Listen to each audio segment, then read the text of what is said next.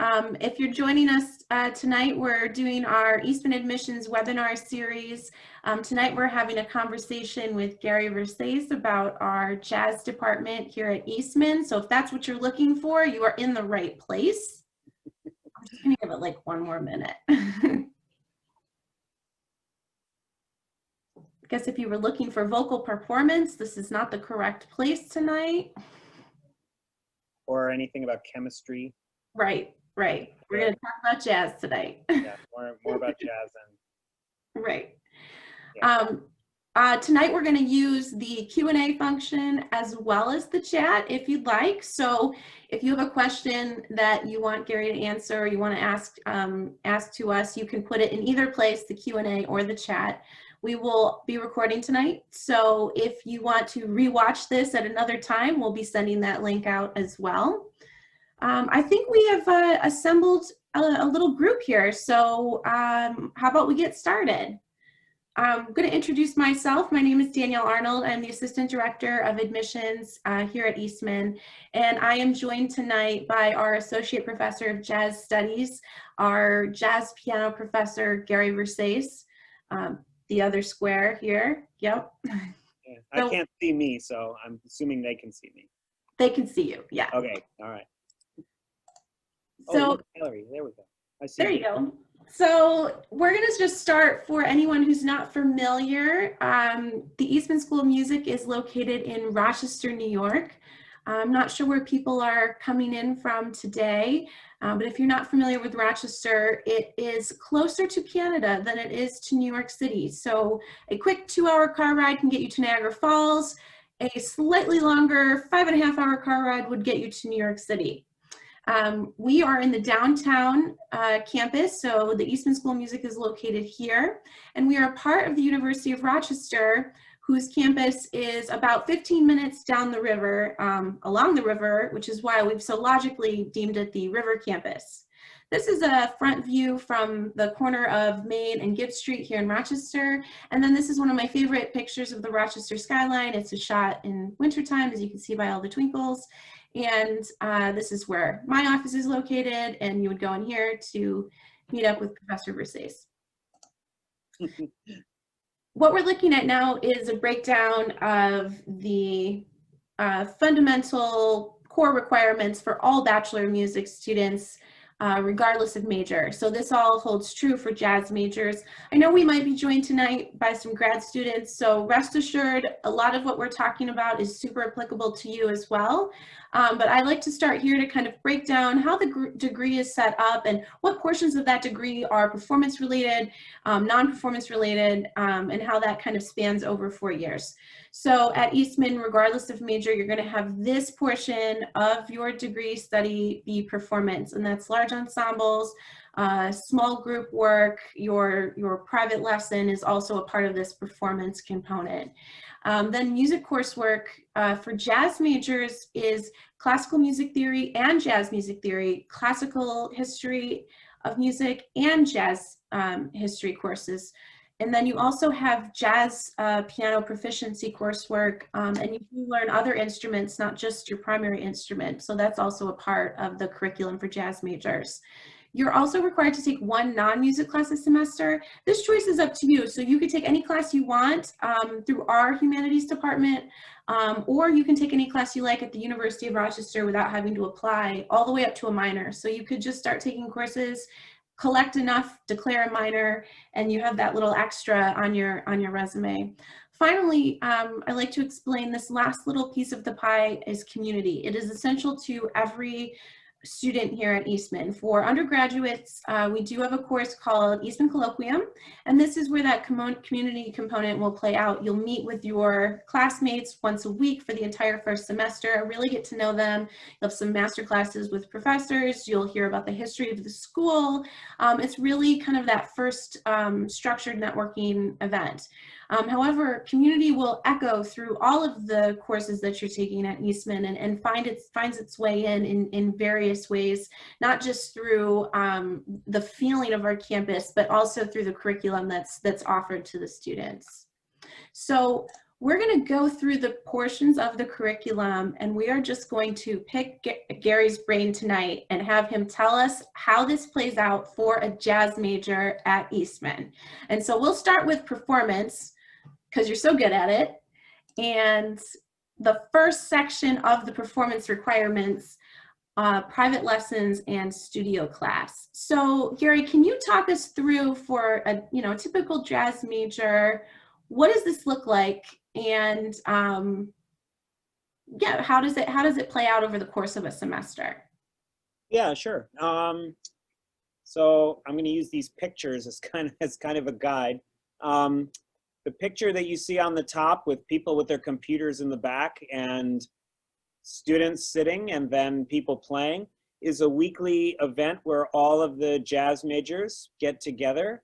And there are lectures, guest performances and clinics. And this is a chance where all the small groups play for each other and get faculty feedback too. So that happens once a week. So there's always a performance or a lecture or a clinic or something happening for the entire community. And it's a good chance for everybody to see each other and get together and hang out and hear each other play. On the left, you're looking at Rich Thompson, who's the drum professor, probably giving a private lesson, I would imagine. So every jazz major gets 1 hour a week with their private teacher. So you have private lessons for 4 years. And yeah, it's uniquely tailored to each student and each faculty member that you study with. So I did have a question about the private lessons. yeah. A lot of our professors, actually all of our professors, have professional commitments as well. So they're playing out a lot. Sometimes it takes them out of Rochester. Each student gets 14 lessons a semester. So what happens if you miss the lesson time? How is that handled between you and the student? It's every student is guaranteed that number of lessons for sure. So many of us travel, the faculty, as probably would exist at any major jazz school that you attend, where you have faculty that are actually working musicians as well. They're in Rochester, but they also, I mean, for example, I spent a lot of time in New York. I lived there for 20 years before I started teaching in Rochester, so I'm on the road a bunch. But my students know at the beginning of the term when I'm here and when I'm not here. So I give them my schedule, and if there's a lesson day that we can't get together, we make it up. We find a time that's mutually agreeable for both of us. And we spread it out so that you don't get, I think no one gets, let's say someone's on the road, no one goes on the road for weeks at a time.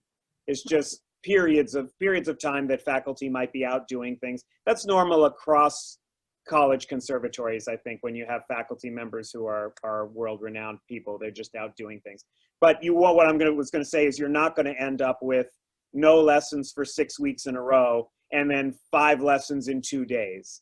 That's just, right. No one does that. You spread it out and it ends up being evenly balanced. And I think I really haven't heard a lot of complaints about that, but you can always talk to the students, but I don't think it's an issue. So then underneath Rich there with the drums is Charles Pillow. He's the faculty saxophone teacher.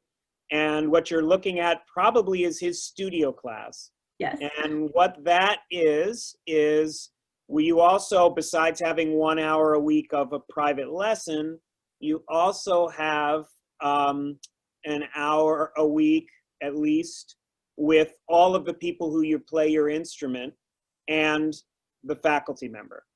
So you'll play for each other, you'll talk about saxophone, in this case, saxophone related stuff, and probably have people in to play with you and everybody plays for each other. It's just a chance for all of the people on your instrument to get to hang out together and share issues. You can talk about reeds and how shiny your saxophone is. I don't know, I'm just making stuff up.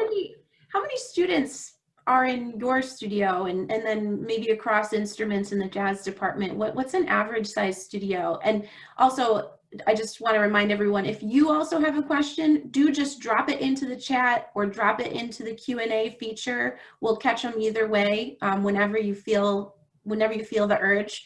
But Gary, could you tell us what the typical studio size is? Yeah, I mean, it depends on what instrument you play. The rhythm section studios are usually max out at 8 people because we don't want more rhythm section players than there are small groups. So we keep the rhythm section studios small. There'll be around 8 bass players, 8 drummers, 8 guitar players, and 8 piano players.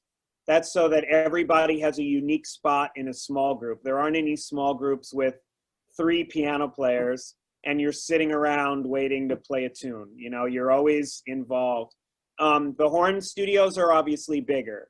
So, you know, saxophone, we're talking about alto saxophone, you know, bari sax, tenor sax, and enough people. We have 4 large ensembles at the school too, 4 big bands, jazz big bands.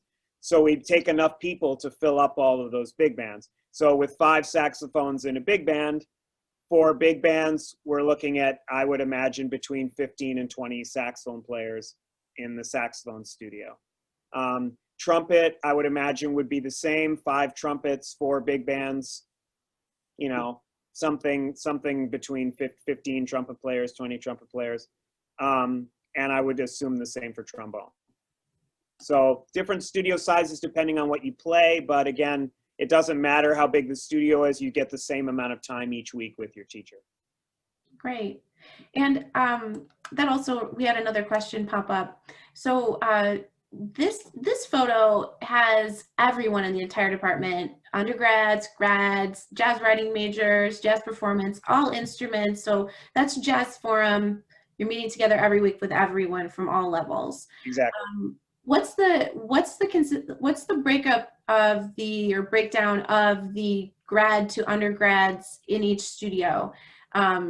So when you're talking about, I have 8 people, are some of those people grad students? Could you speak a little to that? Yeah. And the requirements are different for the different majors. But I think no matter what your major is, you take a private lesson every week, whether you're writing major or whether you're a performance major. So it really depends on the individual studio. It's always a balance between graduate students and undergrads. So if there happens to be a year where there's a whole bunch of really talented master's degree students, let's say, for the rhythm section instruments, we would be taking fewer undergraduates. Yeah, assuming, you know, but everyone has to get in according to their level. So it's a mix. Right now, I have 1 or 2 graduate students and the rest are undergrads. All of the students, I would say it's majority of the time undergraduates and a few graduate students. The graduate program is smaller than the undergraduate program, for sure. So if someone, you know, it's really clear, you know, from what we've just been talking about, how important your primary lesson teacher is. Yeah. So if someone's looking at colleges, what would your thoughts be on a preliminary lesson? So just like a sample lesson, and how would you encourage someone to go about that? Or do you have any tips for people if they're thinking of doing that for our faculty members here at Eastman? Yeah, I mean, I think your private teacher when you go to school is going to be one of the most important aspects of your education. It's going to be somebody you're going to spend a lot of time with.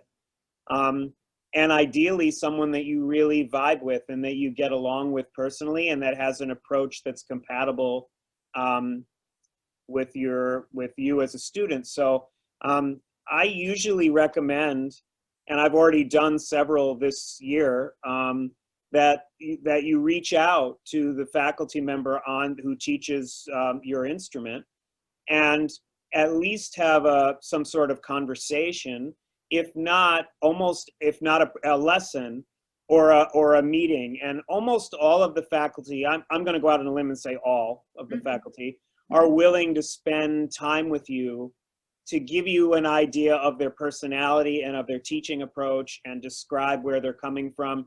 And you can see about the rapport and see how you get along and how they teach and see if it's something that seems like a good fit for you. And I also, from the kids who talk to me beforehand, I'll give a lesson, but I almost always put them in touch with some of my current students. So I pass along a phone number if I ask my students if they're willing, they almost always are. I give you their phone number, and you can text them or email them or call them, and they can give you the perspective of someone who actually goes to school here, who can say, here's what Gary's like as a teacher. This is what my lessons are like. You know, he's a real drag, or he's really great, or whatever they happen to think. And I do that because I feel like it's, you know, you need to talk to people your age. You need to know what they think, because they will be a really accurate determiner of what things are really like. I can tell you as the old guy what I think it's like, but I think you should also talk to your who would be your friends and your peers. And the students seem glad to do that. So, and we're all glad to give I always give and usually they end up being full lessons, because I end up talking to the person who's applying, and we have a good time. And, you know, more often than not, we spend more time than, you know, just a brief chat. And they get an idea of what it's like to take a lesson and what the school is like. So that's awesome. That's great. Thanks. So let's go on and talk about large ensembles for the jazz department. So my first question is, how does it work? What are the ensembles, and how is a student placed into the ensembles that they're taking for credit? Yeah, so up on the left there is Bill Dobbins. He directs the Eastman Jazz Ensemble, which is the top, I suppose, jazz ensemble out of 4 jazz ensembles. Next to him on the right is Dave Ravello with his cool mask and his arms out. He directs the second ensemble, which is called the New Jazz Ensemble. And then it looks like below that is Bill again, but that's the studio orchestra. That only happens once a term for a brief term. It's strings and harp and basically a small orchestra combined with a big band. So that's the kind of thing that you would get in film scoring or pops concerts. And the writing majors here get a chance to write for that ensemble, and they write for the big bands. And they play one concert a year too. But the large ensembles auditions happening at the beginning of every term. It's by audition, so depends. There's different components. You have to come in and read. You have to blend with a section. If you play a wind instrument, you play a rhythm section instrument, you come and read parts, and then there's an improvisation section of the audition where you improvise with other people, mostly your grade level. So we mostly keep people together based on their grade level. And then the directors pick the band that they want. They put together the ensembles. So usually over the course of 4 years, you'll get a chance to work with most of the directors. And that's definitely the way we look at the small groups too. The small groups isn't by audition. Well, it is, but we try to place people with their grade, and then you get to work with, we have 4 faculty members coaching small ensembles, and you'll generally work your way through getting a chance to participate with each faculty member as a coach. And the small group rehearsals are 4 hours a week. So that's more than what the other schools that I've taught at. I think it's a kind of a cool thing. We have, there's some of the small group stuff. We have, that's Clay Jenkins on the right with the white hair. I believe that's Clay. Yeah, it's Clay. There's some faculty jam going on the left there. And I don't know what else is happening here. But the small groups meet 4 hours a week, two 2-hour rehearsals with your faculty coach, and you prepare for performances. And then the big bands meet twice a week as well. I think maybe the rehearsal's an hour and a half.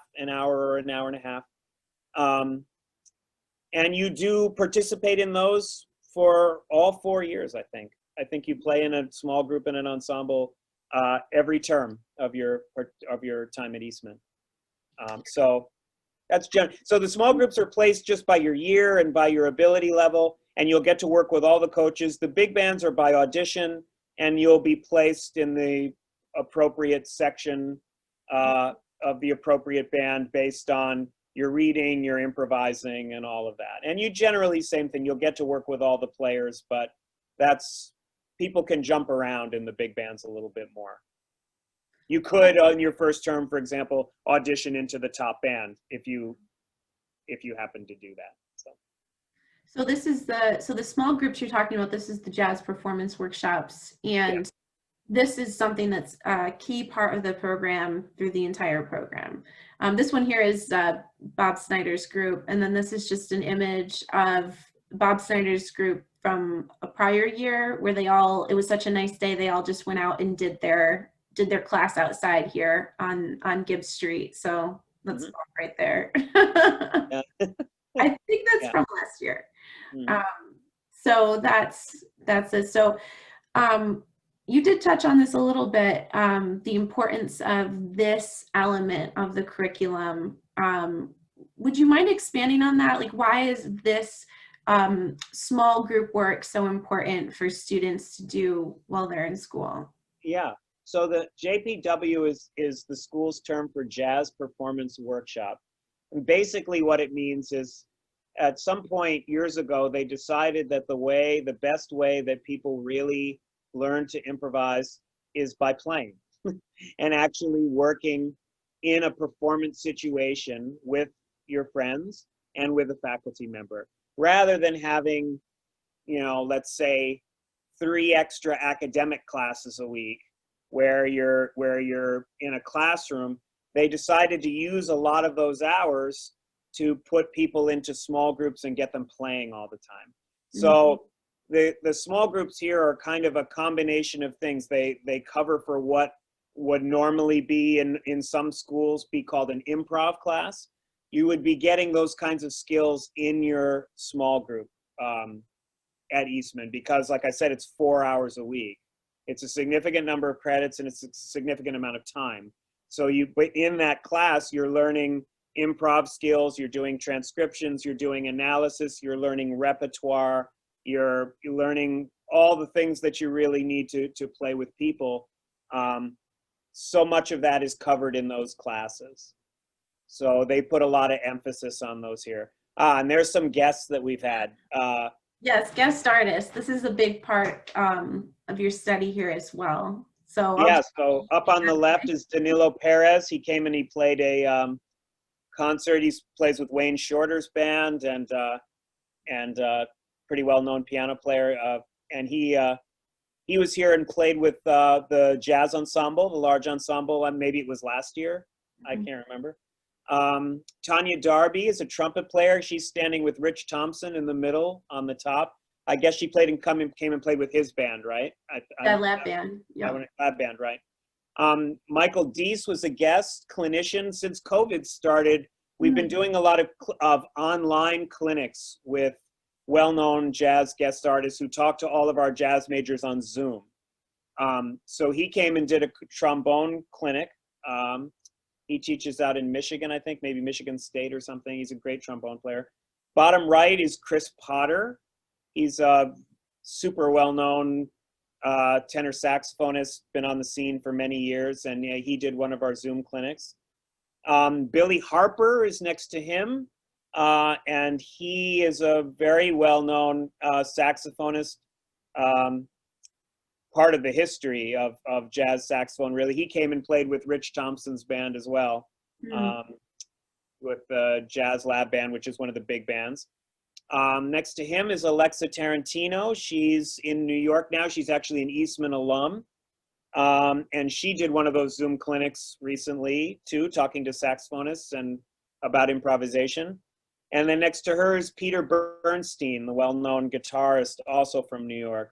And he also did one of our internet clinics. So there's a pretty regular rotation of people of all instruments, all styles of jazz, coming through doing clinics and internet sessions and performing with our big bands and performing with our small groups and doing master classes, pretty much happening continually. So I think that's one of the cool things too, is that you get interaction with pros. And because, as Danielle said, we're not in New York City. For those of you who aren't from New York State, we're, closer to Niagara Falls, closer to Canada. But New York is 5 hours away. So it's very easy for us to have guests constantly from New York and from around the world, and they can stop through Rochester when they're coming through. So. Yeah, it's been really great to see the jazz department really take this as an opportunity to connect with even more guest artists. So Yeah. I see it coming through, attention, this person's coming with regularity throughout the summer and this fall. So that's been really cool to see how many people you've able to connect the students with, even though we've been a little bit more remote this semester. So yeah, we started once March hit last year and kind of things went more remote. We didn't really want to lose touch with the access that students should have to well-known artists in the clinics. But since they couldn't come here in person, every week or every 2 weeks, I think we've had somebody. And it's worked out really well. And those people are not on the road right now. They're home because all their work is canceled. So they actually have time, and we're lucky we've been able to make use of their time, and they can talk to our students. So it's been great. Yeah, that's awesome. So for this, we were going to talk about, things that are happening around Rochester, what the music scene is like in Rochester, some of the major features where jazz majors might perform or, find some paid performance opportunities, and some of the other opportunities that are available that we hadn't mentioned yet. So this is sort of like outside of the curriculum. Do you want to walk us through that? Yeah, sure. The top two pictures you're looking at are I'm convinced, from Jazz Fest time. Yeah. That is during the summers in Rochester, and it's not part of your curriculum at Eastman, but many of the kids from school will play concerts, either the large ensembles or small groups. If you stay in the summer in Rochester, it's one of the great times. They shut down Main Street. They shut down Gibbs Street, which is right there in front of the school. That stage you're looking at is on Gibbs Street, on the right picture on the right. And students can play, but also there's guest artists from around the world. It's an international jazz festival, and it goes on for, 10 days to 2 weeks every summer. And that's what you're seeing. And it's actually a great time. The weather is nice, and people are out, and there's music playing, and it's cool. Rochester is obviously not New York, so it's a much smaller city. But even given that's the case, my students, at least I can speak for, are constantly seem to be running to gigs. They make opportunities for themselves to play. There's several small cafes in town. And bookstores, and just places where they have music. There's a little jazz club called the Bob Shop. It's also a record store, and they're just constantly playing. And I think that's just part of the experience. Something that's cool about being in a smaller city is actually that you can really take advantage of those opportunities fairly regularly. My time in New York, when you're in New York, you're competing with, there's 8 million people in Manhattan. So everybody wants a gig. And there's obviously advantages to being in a much larger scene, but there's advantages to being on a smaller scene too, and having the access to these places to be able to play on a regular basis and do it, without being in competition with every student from every other of the 15 jazz schools around you. It's a little easier to get a gig, maybe, and you can really play on a fairly regular basis. That's another thing you could always ask the students here about, but I don't know. I just see them constantly running to gigs. They're always saying, "Can I leave class 10 minutes early? I've got to get to a gig." So, Yeah. I'm open to that, because I think that's really part of the learning experience, and it's nice to be out doing things professionally. So generally I say, yes, you can leave 10 minutes early and go to your gig, but Mhm. they seem to be doing it constantly. So there's a lot, that place there, the Little Cafe, is part of the Little Theater. There's a theater in Rochester. They have music in that cafe. Um, I don't know what the bookstore is on the left. That may be the Bop Shop. Oh, no, I don't know. Yeah, this is Small World Books. This is Oh, in right. Yeah. Copper Hill. It's Ethan Cypress there. So this Yeah, and is that's Ethan. Yeah. a Yeah. student created group in a student created performance venue. So Gary was just talking about how students kind of go out in the community, and if it doesn't exist, sometimes they just create it. And so Yeah. that's the case with this little venue. Is some jazz students at Eastman approached the owner and said, you should have live music here, and we can be those people to give you that live music. And so this is just one group that was playing there, but it is frequented by other jazz majors, other small groups, and it's a really nice little space to hear some music too. And then And we also record every yeah, term. The students will play, we'll put together something at a local studio in town and record some large ensemble and some small group pieces generally. So those CDs that you're looking at in the middle are just some of the CDs that were produced in the past few years. Music by and played by, written by or played by the small groups and the big bands.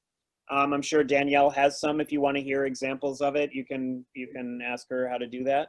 Um, and a lot of our small groups, I ask my small groups every term to record the music that we've been working on, because I think it's a mhm, nice opportunity to get used to studio experience and those things that usually jazz people, once you get it out in the actual world, you're going to be doing those kinds of things as part of making your living. So most of my groups each term, and the pianists will go in and have to record some original music or some music that they've been working on. And we don't always make a CD out of it like that, but you're always recording, and then you have access to those recordings, and you can use them to just hear how you sound, or maybe produce your own CD with the quality recordings that you get from the facilities here, or use it to go out and get gigs or do auditions, or really whatever you want. So mhm, that's part of the experience too. absolutely. Great. So I was just going to take a moment to touch on these non-performance requirements and mention a few things. As mentioned earlier, for the non-music, we do have our own humanities department. So if you never want to leave Gibb Street, that's totally within the realm of possibility. And then we have the College of Arts and Sciences, which is a part of the University of Rochester, and you could take courses there to fulfill this requirement. I had talked a little bit about minors, and every now and then folks are interested in hearing about our dual degree option. So dual degree would be different than a double major, and we do have a lot of double majors at Eastman. So the most popular in this department, I would say, would be the jazz major, who's also majoring in music education. So that combination is a really nice setup, and we do have quite a few students that pursue that option. A dual degree would be 2 degrees at the same time, so a Bachelor of Music at Eastman and a Bachelor of something else at the University of Rochester. So this one is much more time consuming and requires much more time management, but it is something that does exist as an option for students if they are interested in considering that. So I thought Gary and I could talk through auditions, and it's going to look a little different this year, but I thought we could kind of talk through that. And so for this year at Eastman, you will be uploading an audition recording that the faculty will review.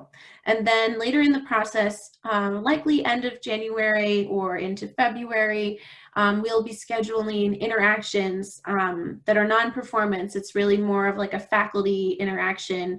You might even call it like an interview or a conversation that would take place at that time to really, give both parties an opportunity to get to know one another. So with that in mind, Gary, do you have any advice for someone who might be working on a recording now or is entering into the application process? We have our repertoire requirements on the website, but any thoughts from the faculty perspective about selecting that rep or things to keep in mind as you're recording? Anything you'd like to share with us? Um, I think for each studio, the requirements will be listed probably. There may be slightly different requirements based on what instrument you play. I know for me, there's a small classical requirement as well. I like to hear people play something classical repertoire just to check on their pianism and see what their background is. It's not going to be what denies or grants you admission. It's just part of something I've used to evaluate. Each faculty member probably has their own little criterion about that. But I mean, I think generally speaking, if just submitting basic, I mean, I have a feeling a lot of people just do it on their phones, you know, just make a video of yourself playing in a small group. Usually it's very helpful if you're playing with a group, I think, you know, playing some basic jazz repertoire. And there's a list on there, I think, of songs, but I mean, you know, any of the basic jazz song, basic repertoire would be fine. Just do it on your phone and make sure the recording is clear. Or if you have access to something better than that, mics and maybe at your school or at someone you know has better microphones or something, that's all fine too. But it's really just so we can get a chance to hear where you're at. And that's not that hard to do. If you just play some songs, we'll be able to tell how to place you and what happens. So what about the interaction? So when you're having an interview with someone, that one-on-one for their application, any thoughts on that? What to expect and what you guys might talk about? With meeting with people individually? Yeah. I generally start by just taking questions, you know. I like to know what people want to know about Eastman and any concerns they have or any questions about curriculum, or maybe they have a question about how I teach or what my approach is, or any of these things that we're kind of talking about now. I just kind of take questions and see how people are, you know, feeling, what their concerns are. And I let it go from there. I bet each faculty member is a little different, but that's generally what I'm doing. And then if they want to play for me or listen to a recording of themselves, then we can talk about that or get into a lesson or plan a separate lesson time. That's all fine too. Great. So in addition to your audition, these are all of the other requirements you will be asked to submit with your application. And so the way Gary and I work together is he will assess the audition component and give us some recommendations based on your playing and what he's heard and his interactions in this small interview. On our end, we will be looking at transcripts, your personal statement, resumes, letters of reference. If you're applying as an undergrad, we're really looking for two musical references and one non-music. So someone like an English teacher would be perfect for that. And then of course the application fee listed here. For non-native English speakers, we are asking this year for the Duolingo English test. You can submit other things on top of that, but that will be the main requirement. For our admissions timeline, some things have changed, but not a lot have changed. So we're right now coming up into this section here. The applications will be due in about 3 weeks. And then once everything comes in, your pre-screening and audition recording all has to be uploaded by December 15. So it's only at that point that the faculty will then begin reviewing your submission. After that, we'll do the file review while we're doing all of these interviews. These things will kind of be happening simultaneously. And then Gary and I, and then all the faculty and I really will come back together to go over their final list of recommendations for the admissions decisions that would be released in early April. The latest we would release those is April 15th. And with that decision, you'll also receive your financial aid package if you are admitted. Danielle, I was also going to say that with the auditions, people will be sending their recordings, and the people. I think the way it's going to work is that it's different this year because of the virus and everything, and people aren't here in person. But we'll be listening to your primary teacher would be listening to your initial recordings that you send, and that's kind of serves as a pre-screening at this point. So we would pass anyone who seems qualified and that we want, then that would be passed on and you would get an evaluation from the whole faculty. Because generally at an audition, when you come in person, you'd be auditioning for all of the full-time faculty in the room. But since we can't do that with COVID, your teacher, I'm the piano teacher, so pianists, I will listen to their initial recording, and then if that's a-okay, then I pass it along to the rest of the faculty, and they will also fill out a form and make their recommendations as well. So it's not just, you will get heard by everybody, it's just slightly different timing because of COVID. So Right. does that make sense? Yeah, no, I love how you explain that. And that also explains why we're asking for pre-screening and audition requirements all to be uploaded at the same time, that December 15 deadline. So the point that, so we have a question about when will we find out that we've made it to that next stage of having that one-on-one interaction. That will come once you've been passed for pre-screening and your recordings have moved on to the group review. So that will all be happening in a similar timeline. So I will be sending you an email about that. And within that email, you'll have options for days that would work for you to have this 20-minute interview session with Gary or your respective professor. So you'll have some options to choose from, even though we haven't fully publicized those. And if you can't make those options, the jazz department is very small. Just let me know and I will work with them to find a mutually agreeable time for you to have that interaction with them. But yeah, the pre-screenings, they will start looking at those, really soon after December 15, probably that very week. I have another question about pre-screenings, Gary. Roughly how deep is the cut after we submit videos, and generally how many applicants apply? I can actually take this one because it varies greatly from instrument to instrument. So I would say for a rhythm section instrument, we're usually looking between 20 and 30 applicants. Will be narrowed down to about 10 with the goal of admitting between 3 to 5. And then that's about, so for saxophone or, our other horns, that number is a little bit bigger. So maybe in the 40 to 50 range, but not narrowed down as much. So probably narrowed down to 20 to 30 in hopes of admitting 10 to 15.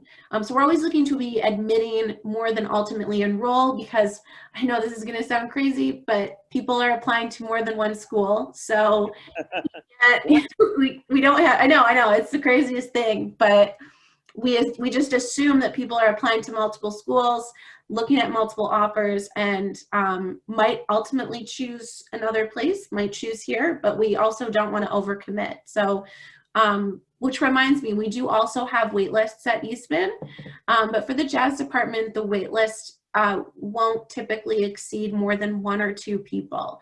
And that's really, if someone on the wait list is found admissible, we loved your application, you could totally, fit in and really thrive at Eastman, but we have to limit the amount of offers that we have out at any point in time. So I always tell folks, if you're on the wait list, you've been found to be admissible, but we are such a small department here that we can't over-enroll. And so if you are seriously interested and you found yourself on the wait list, I'm a great person to keep in touch with, because I really try to stay on top of, where are we at with these offers, who has let us know, and when might I be able to let you know whether we'll be moving to the wait list. So that is also something that we do here at Eastman. Did I miss anything about the application process, Gary, or anything that you wanted to add? I think that's good. I think that makes sense. Sounds good. Danielle is excellent at getting back to people too. She knows everything about the process, and she's super accessible. So she's your go-to. Thanks. I do try. I try to do the 24-hour return of email. So do see me as a person you can get in touch with, because I'm literally paid to answer questions. So, so that's the show, folks. We always end, well, I always end on a picture of Rochester in the snow, because if we didn't mention it yet, I don't want you to be surprised when you get here. We have snow in Rochester. So this is the corner of Main and Gibbs under the marquee with the snow. This is our general email, but I'm actually going to drop my direct email into the chat, and you can, fire away emails at will. We're going to hang out for just a minute longer. I mean, we have time. So if questions pop up or you want to throw a last question in there, you can go ahead and do that either through the Q&A or the chat while I'm dropping my direct email here. And reach out, feel free to, if you have questions or concerns or whatever, I mean, definitely reach out to the faculty member who deals with your instrument. You can find the list on the Eastman website, and everybody answers their email, so feel free. Don't hesitate. Great. Well, thank you so much, Gary, for making yourself available tonight and being so generous with your time, letting us pick your brain. It's been really great, and hopefully we'll do it again sometime. Yeah, my pleasure. That's super fun. I'll hook you into it now while the recording's going, so I'll have it recorded. You'll have to do it again. My answer's been documented. Yes, right? Well, thank you everyone for coming. Thank you again, Gary. Good luck with your applications, everyone. And again, do not hesitate to get in touch. We're looking forward to hearing from you.